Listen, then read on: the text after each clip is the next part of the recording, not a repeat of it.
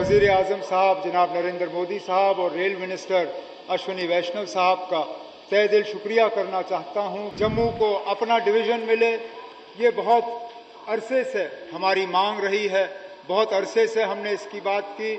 शुरू में तो अगर आप देखें हमारा डिवीज़न जो है वो फिरोजपुर था, क्योंकि हमारी रेल जो है जम्मू कश्मीर तक पहुंचती नहीं थी। ट्रायल ट्रेन जो है वो श्रीनगर से अब कटरा पहुंचा दी गई है।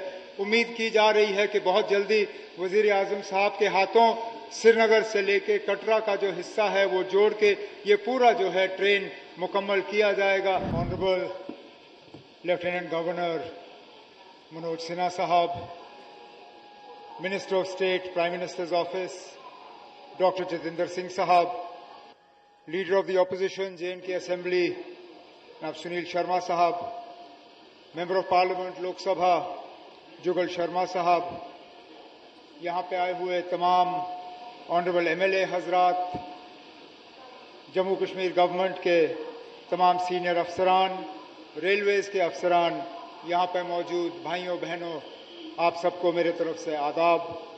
आज इस मौके पे जबकि जम्मू कश्मीर की एक बहुत दीरीना मांग जो है वो पूरी की जा रही है, मैं अपने तरफ से जम्मू कश्मीर के आवाम को दिल की अनही गहराइयों से मुबारकबाद पेश करता हूँ और वज़ीर आज़म साहब जनाब नरेंद्र मोदी साहब और रेल मिनिस्टर अश्विनी वैष्णव साहब का तहे दिल शुक्रिया करना चाहता हूँ, क्योंकि जिस तरह ऑनरेबल MP साहब ने कहा है जम्मू को अपना डिवीज़न मिले, ये बहुत अरसे से हमारी मांग रही है, बहुत अरसे से हमने इसकी बात की। शुरू में तो अगर आप देखें हमारा डिवीज़न जो है वो फिरोजपुर था, क्योंकि हमारी रेल जो है जम्मू कश्मीर तक पहुंचती नहीं थी।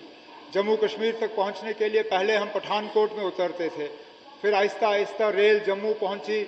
उसके बाद पिछले लगभग 40 साल के अरसे में ये रेल जो है बढ़ती गई। पहले जम्मू से उधमपुर, उधमपुर से कटरा, कश्मीर में शुरुआत हुई तो श्रीनगर से बारामूला, बारामूला से अनंतनाग, फिर अनंतनाग के ज़रिए बानिहाल, अब बानिहाल के ज़रिए संगलदान। और 2 दिन पहले हमें ये खुशखबरी मिली जब हमने मीडिया के ज़रिए देखा कि ट्रायल ट्रेन जो है वो श्रीनगर से अब कटरा पहुंचा दी गई है।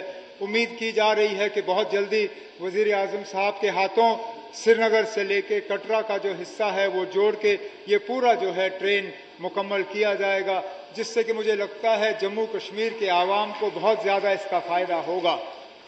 मैं जानता हूँ रेल को लेके कुछ खदशात भी हैं, खासकर जम्मू में, क्योंकि अक्सर बेशतर ये कहा जाता है कि जब रेल जम्मू से पठानकोट से जम्मू पहुंची तो पठानकोट के लिए हालात थोड़े मुश्किल हुए। अब यहाँ पे भी कुछ जगहों में खदशात इस बात का है कि अगर रेल जम्मू से सीधा कश्मीर पहुंचे तो कहीं ऐसा जम्मू का भी हाल ना हो। मैं अपनी हुकूमत के तरफ से जम्मू के लोगों को यह यकीन दिलाना चाहता हूं कि रेल कश्मीर पहुंचने से जम्मू को नुकसान नहीं होगा, बल्कि हम उम्मीद करेंगे और हम यकीन दिलाते हैं कि जम्मू को फ़ायदा इस रेल का पहुंच जाएगा। ट्रेड बढ़ेगा, टूरिज़्म बढ़ेगा, हमारा आना जाना जो है वो बढ़ जाएगा। और जो जहाज़ों के माध्यम से हमें, अगर आप देखें जहाज़ के माध्यम से जो हमारे साथ जो हाल होता है सर्दियों में, जब हमारी सड़कें बंद हो जाती हैं, जब मौसम ख़राब हो जाता है और 5,000 की टिकट जो है हमें 25,000 में ख़रीदने पे मजबूर किया जाता है। उम्मीद कर रहा हूं कि इस रेल डिवीज़न से न सिर्फ रेलवेज़ को तो फ़ायदा होगा ही होगा, बल्कि ट्रेड और इंडस्ट्रीज़ को फ़ायदा होगा, क्योंकि यहाँ से सामान लेने देने का एक कार्गो, और इस चीज़ के लिए भी हमें इसका फ़ायदा होगा। और सबसे बड़ी बात यह है कि अब रेल के माध्यम से जो है हमारा कोऑर्डिनेशन और कंट्रोल जो है फिरोजपुर से नहीं होगा, बल्कि जम्मू शहर से ही होगा। और इसमें रिक्रूटमेंट में भी हमें फ़ायदा ज़रूर देखने को मिलेगा। पंजाब का भी थोड़ा सा हिस्सा, हिमाचल का भी हिस्सा इसके साथ जोड़ दिया गया है।